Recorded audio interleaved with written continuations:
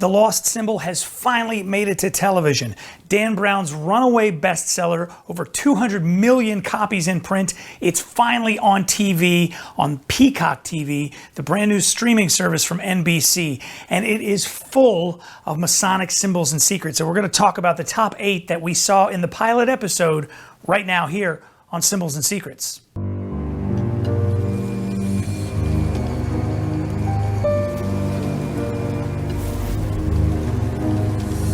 Welcome to the Scottish Rite of Freemasonry channel, everybody, and the vlog, Symbols and Secrets. This is all about the new TV show, The Lost Symbol, based on the Dan Brown novel of the same name. You can watch it right now on Peacock TV. You can get it in your app store, whatever app store you use.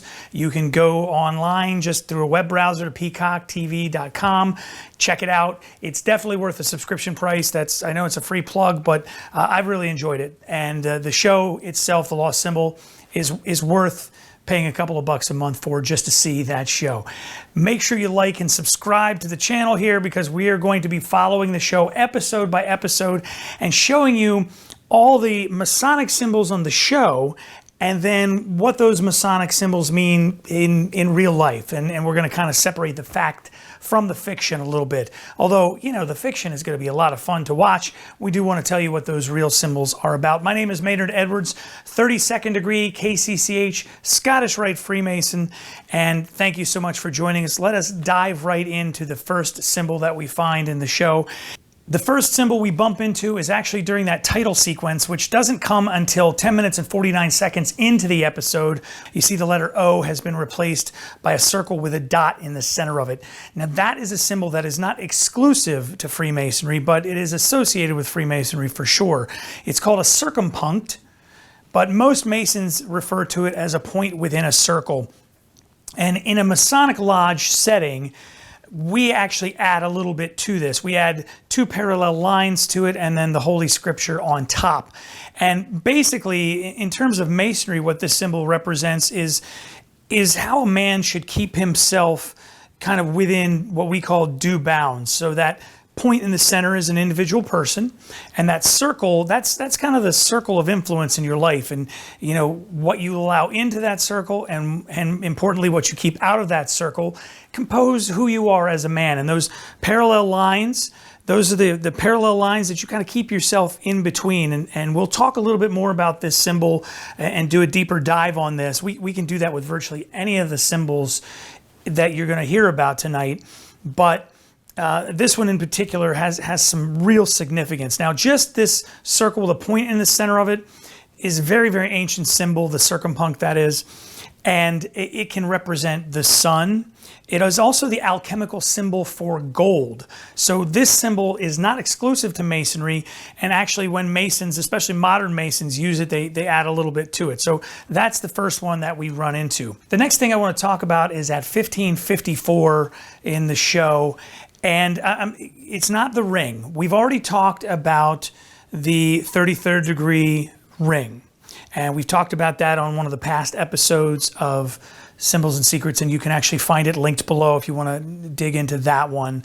That is definitely a Masonic symbol, the 33rd degree ring, although that ring is not an official 33rd degree ring. It's a little more ornate than most 33rds would wear.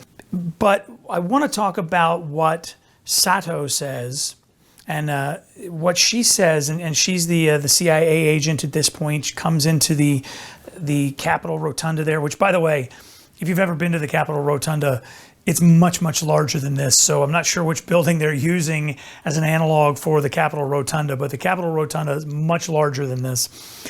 Anyway, Sato says, well, he was a 33rd degree Mason. We need to dial in on that just a little bit more. When someone says they're a 32nd, or in my case, a 32nd KCCH, or a 33rd degree Mason, what they mean is that they are a Scottish Rite Mason who has gotten to the 33rd degree. In Masonry, we have individual, what we call degrees, which you can think of as levels of knowledge, in much the same way that you'd think of someone as being a first, second, or third degree black belt in a martial art. And so with each degree, you're learning a little bit more and understanding a little bit more. But after the 32nd degree, the 32nd degree KCCH, or the 33rd degree, or the 33rd degree Grand Cross, those last couple of degrees, you get those when you have done a lot of work within the fraternity. Maybe you've helped bring in new members. Maybe you've worked a lot for charity.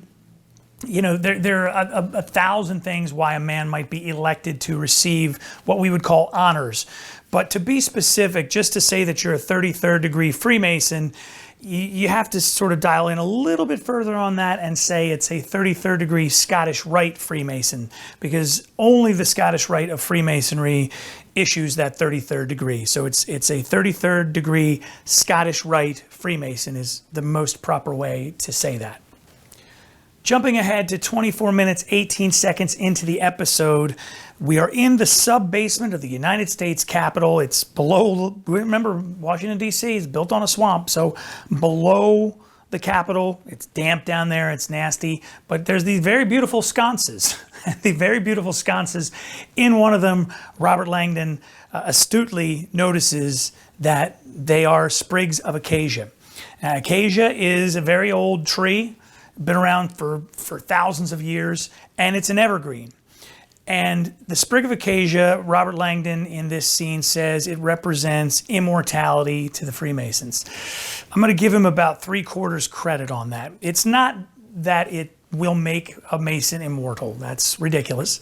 It's not that we believe in someone being immortal, but it is a reminder of the immortality of the human soul. And again, in Freemasonry, you can be Christian, you can be Jewish, you can be Muslim. We have Hindus, we have Buddhists, and some things that I've probably never even heard of that all teach similar lessons. And one of those lessons is always that the soul, the human soul, in some way, shape, or form, is immortal. And so the sprig of acacia is not a reminder of immortality, but specifically a reminder of the immortality of the soul. It's not that we think that if you chew on acacia, you're going to get to be immortal. No. It's a symbol. It is a reminder that our soul is eternal. We're at 25:22 on the count as we enter Peter Solomon's Chamber of Reflection. And this is exactly what Robert Langdon in the episode says it is. It is a place for Masons to reflect on their own mortality. So not very many Masonic lodges in a modern context have a chamber of reflection set aside.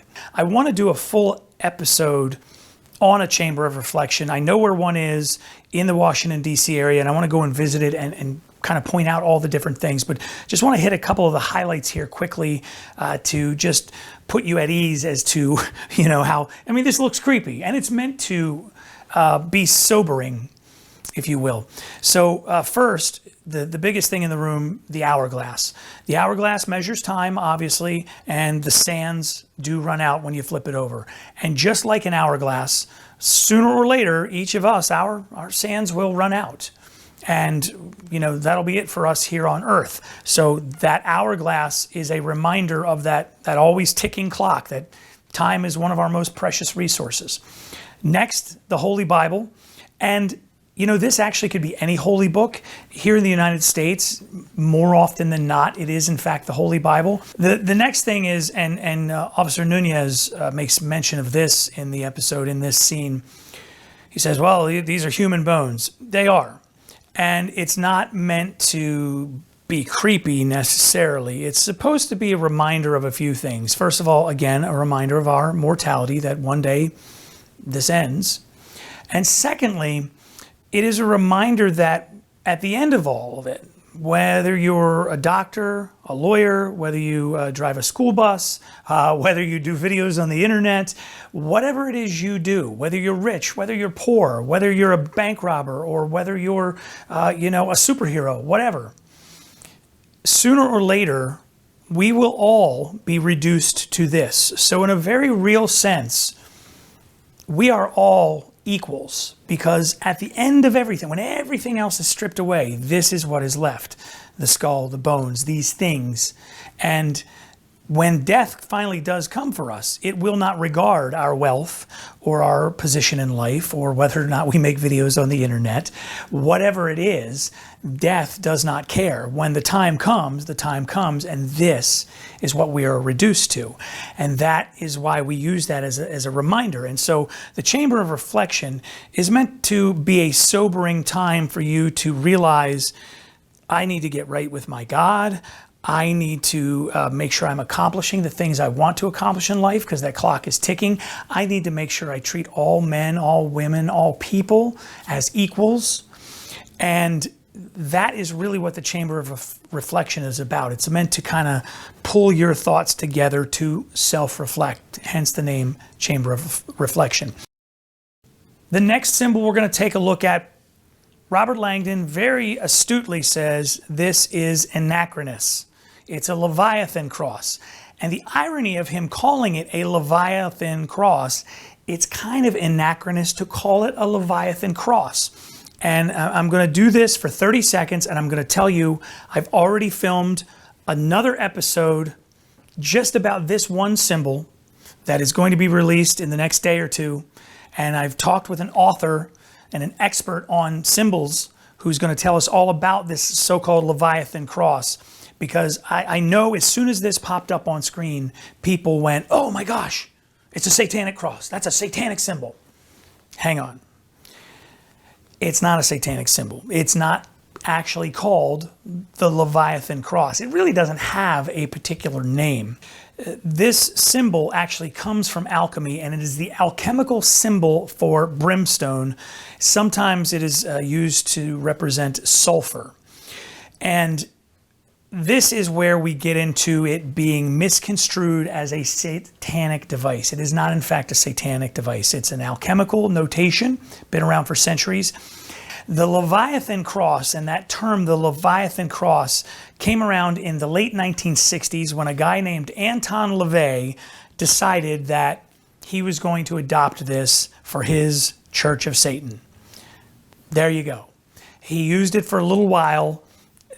Does that mean that Masons look at it that way? No. In fact, Masons don't use this symbol really at all. This is not a Masonic symbol. This is not a symbol you would find in a Masonic lodge. It's not a symbol that is used in any of the Scottish Rite rituals that I'm familiar with, York Rite rituals. Is there some ritual somewhere in the depths of Freemasonry that may have at one time used this? Possibly, but I kind of doubt it. This is simply an alchemical symbol that Anton LaVey borrowed in 1969, I think, and used. And the question now we have to answer is, does that kind of mar this symbol for all time? And we're going to talk about that with a guy named Jamie Paul Lamb on the next episode of Symbols and Secrets. He's written a book called Myth, Magic, and Masonry, and it goes all into some of these more esoteric Masonic symbols, and we're going to talk all about this Leviathan cross. So stick around for that one. I want to stop for a second here on the word vitriol. It has several allusions, let's say. It has several allusions, and I don't want to get into the Latin because my Latin is god-awful. But basically, and Robert Langdon does say this in the episode, it's a Masonic mantra, if you will. Visit the interior of the earth, and purifying it, you will find the hidden stone.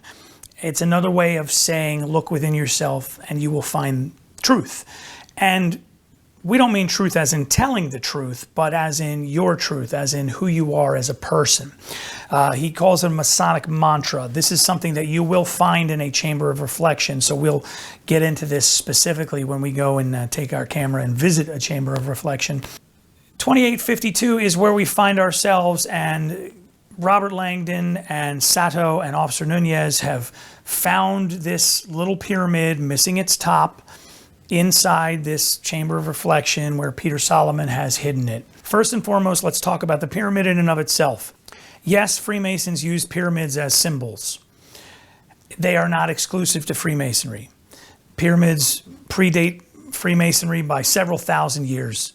So they are a Masonic symbol. They're a symbol that Masons have used and do use, but it is not strictly a Masonic symbol in any sense. the cipher on the outside. And if we jump ahead about 30 seconds in the scene, we see Robert Langdon sitting down and working on this cipher. So each of those characters on the pyramid represents a letter of the alphabet. And that swap out is called a cipher. And some ciphers are simple and some are more complex. And this cipher, you see that Robert Langdon has it sketched out. This cipher has about 1,000 names. And I got some email about this one. It's called this, it's called that. It's got about 1,000 names. It's called the Pigpen Cipher, the Freemason Cipher. It's called the Napoleonic Cipher. I've heard it's the Tic-Tac-Toe Cipher. It's got a bunch of names. But essentially, what it is each of those shapes represents a letter of the alphabet. And as you see there, Robert Langdon has drawn out like a couple of tic-tac-toe boards. The first tic-tac-toe board, in each part of the board, he's got A, B, C, D, E, F, H, I, J. And then the next tic-tac-toe board it's the same thing drawn out with the next set of letters, but there are little dots in each of the boxes. And so what that is like if you were to see a backwards letter L, just with no dot inside of it, that represents the letter A. If you were to see the letter, look like a letter L with no dot inside of it, that represents the letter C. If you were to see a kind of a U, a three-sided thing, that would represent the letter B, and so on and so forth. It's pretty easy for you to figure out. I could, spend all day here walking you through this, but it's really not that complicated to figure out. This is not strictly Masonic. This is something that Masons definitely use. It is definitely used in some portions of the York Rite ritual, and York Rite's another branch of Masonry, and we will talk about that upcoming as well. But this is not strictly Masonic in any way. So if you hear people say this is a Freemason cipher, it's a cipher that Freemasons have used and do use, but it is not strictly Masonic. It's got a gazillion names, and when you do look this up on the internet, and I know you're going to, you will find out that, it's got a bunch of names. It's super simple to work with. And, go ahead and crack that pyramid yourself. You're not going to get a spoiler out of me. Also, I don't think it's going to help you because I did crack it. And just like in the book, there's a little more to it than what might meet the eye initially. And now finally, we see that Leviathan Cross one more time. And as I said, we are going to speak with author Jamie Paul Lamb of the book Myth, Magic, and Masonry. And he's going to tell us a little bit more about this so-called Leviathan Cross and break that symbol down on the very next episode of Symbols and Secrets. And speaking of upcoming episodes, I need you to tell me in the comments below, do me a favor, tell me which symbol that we went over in tonight's run-through of this pilot episode. Tell me which symbol you want to check out next. Which one do you want us to do a little bit more of a deep dive on? You want us to hit that room of reflection? You want to know a little bit more about the circumpunct? You want to go more into the word vitriol? Or do you want to find out about something else entirely with regard to Freemasonry? You can send me an email, podcast@scottishrite.org, or just leave a comment below, and we'll be glad to check it out. And the one that gets the most votes, that will be the video that we do next, and that will be the symbol we cover next before next week's episode of The Lost Symbol on Peacock TV. I'm Maynard Edwards. This is Symbols and Secrets. Don't forget, hit the like button, subscribe to the channel so you don't miss a single episode. If you've got questions, email me or leave a comment below, and we'll be glad to take care of that. And we'll see you very soon right here on Symbols and Secrets, the viewer's guide to Dan Brown's The Lost Symbol, right now on Peacock TV.